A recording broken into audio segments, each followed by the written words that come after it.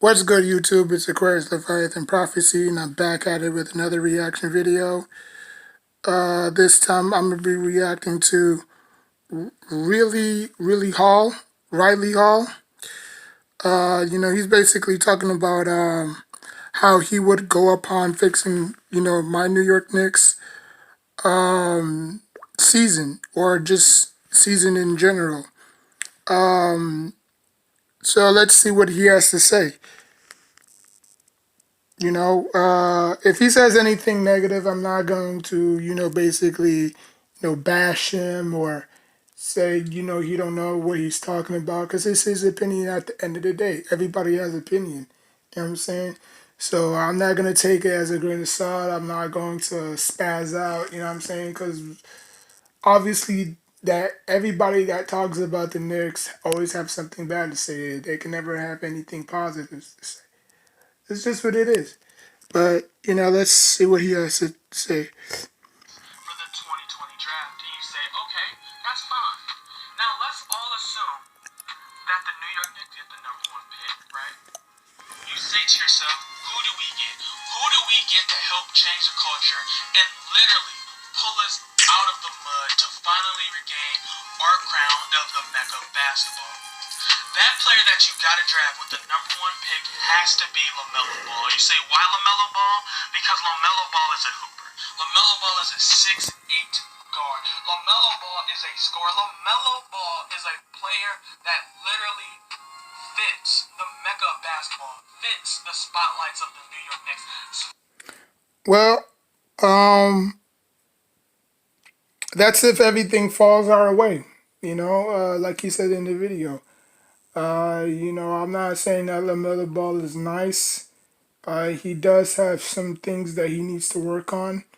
You know what I'm saying? I'm not saying that he's polished or he's, NBA ready. You know what I'm saying? Because there was a lot of questions about Kawhi Leonard coming out of, San Diego State. You know what I'm saying? When the Spurs drafted him. There was a lot of, concerns about, he's not really, offensive player. He's going to take a long time to, produce. You know what I'm saying? There was a whole lot of negativity going his way, but I guess he didn't stop that from, letting him shine. And look at him now, best, he's, he's the best player in the league right now. Um, so yeah, hold on.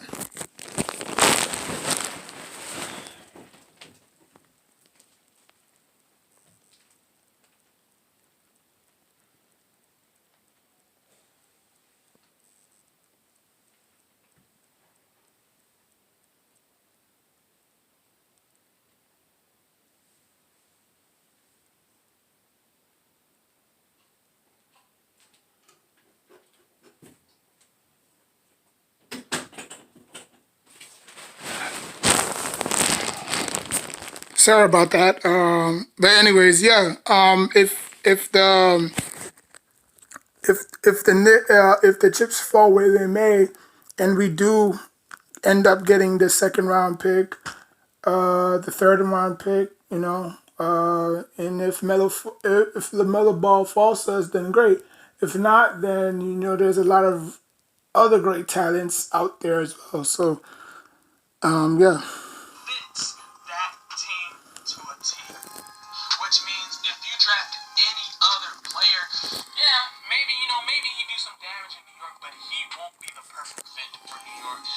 LaMelo Ball is probably hands down the most perfected pick for New York Knicks in a very, very long time. Yes, I know y'all wanted Zion, but now that y'all not got Zion, y'all have to move on and now look at what we can do for now, and what y'all can do now potentially is get LaMelo Ball, which has to happen for y'all future.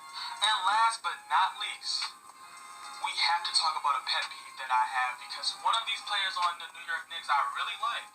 Actually, when he got drafted, I really felt like he was going to be a Rookie of the Year contender. But the player I'm RJ Barrett. You say, all right, what's the criticism you have on RJ Barrett? RJ Barrett has some very bad tunnel vision. Right? When RJ Barrett looks at that rim, he's not gonna stop until he get there. Now you say, okay, that's good though. That just means he's committed. He's committed, but he's committed to a fault. Alright? Sometimes you have to chill out because you're not going anywhere, which most of the time RJ Barrett gets met. Sometimes he shoots shots that he does not have to shoot. Sometimes RJ Barrett goes to the rim when he doesn't have to go to the rim. Sometimes RJ Barrett does not make the best play for the team. Which you can argue Julius Randle is like that because a lot of people say he's selfish, he ball hogs, which Um, I mean, yeah, I'm not. I mean, I've seen highlights of him. Obviously, um, he does make the right reads when the game slows down because obviously, the game between like college is obviously the speed of college basketball is different from the NBA basketball. You know what I'm saying? Like college basketball, it slows down, so everything is just in slow motion. You know what I'm saying? That's why he was the leader, not really necessarily the leader, but he was the scoring option on that team. You know what I'm saying? Zion was just a box office type of player. You know what I'm saying? But RJ Barrett did all the scoring at Duke. You know what I'm saying? But obviously in the NBA, it doesn't necessarily translate to that level. You know what I'm saying? So it might probably take, probably into his sophomore year to finally let loose and, chillax and, just let things come to him. You know what I'm saying? Does he shoot when he doesn't need to shoot? Yeah. Like sometimes when I do see him, if he knows that he he shoots the three and he does think that it's gonna go in, he still shoots it instead of just passing it down to Gibson or Mitchell. Yeah, I'm saying he takes the three. You know what I'm saying? That's what he needs to learn how to manage the basketball, kind of like a floor general type stuff. So I agree with him on that. And Julius Randle, I mean, if he wasn't the second player on that team scoring, Morris was his first option. You know what I'm saying? We got rid of Morris, kept Julius Randle. You know what I'm saying? Because obviously Julius Randle is still a baby. He's young. So you would probably go for the young head, for the young buck, between the veterans. So, it's not like Julius Randle is hard to figure out. He really is. He doesn't really naturally know his position. He knows his position, but he just doesn't know how to play within the role. You know what I'm saying? Because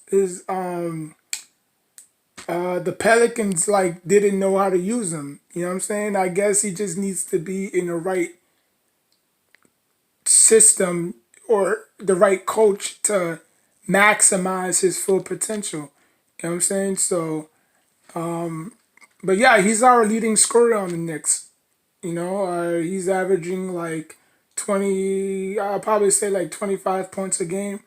You know what I'm saying? Or probably 30 points a game. Because every time I see the stat sheet, oh, Julius Randle has another 30 points plus game. You know what I'm saying? So that can obviously kill us, because if the ball is not moving around, if it's just constantly in one person's hand, how is everybody's going to feed? It's kind of like how Carmelo Anthony was. You know what I'm saying? Just give it the ball to Carmelo Anthony and just let him go ISO. And that what that is what killed us more than anything. The ball stopped moving. Before Melo got there, it was just Stoudemire by himself. You know what I'm saying? Like it was just Stoudemire. The ball was moving.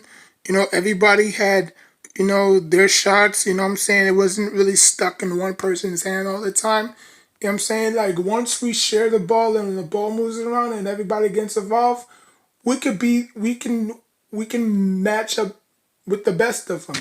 But if it's just constantly going to one person's hand and not moving around, it's not. You're gonna lose a lot of games, and that's what the Knicks are not trying to do, or just not trying to figure out how to do. You know what I'm saying? So a story for another day. But in the terms of RJ Barrett, for a player being so young on a team yeah, that's man, I just think he's only literally like feeding 20, him 19 years old. what he wants to be fed, we have to train him right. The New York Knicks has to train him right to just kind of tone that down, so where he's not more of a cancer to the team than he is a beneficiary to the team, if you know what I'm saying.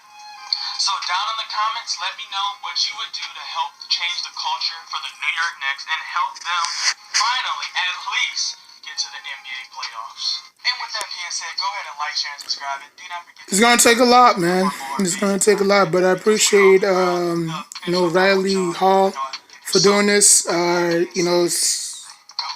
I would say subscribe to your channel, but I mean, I guess you already have more subscribers than me. But I appreciate your point of view, and I'm looking forward to reacting to more of your channels. That includes the Knicks, obviously. But until then, like, comment, subscribe. I'll put the video in the description box down below. Till next time, take care of yourself and each other.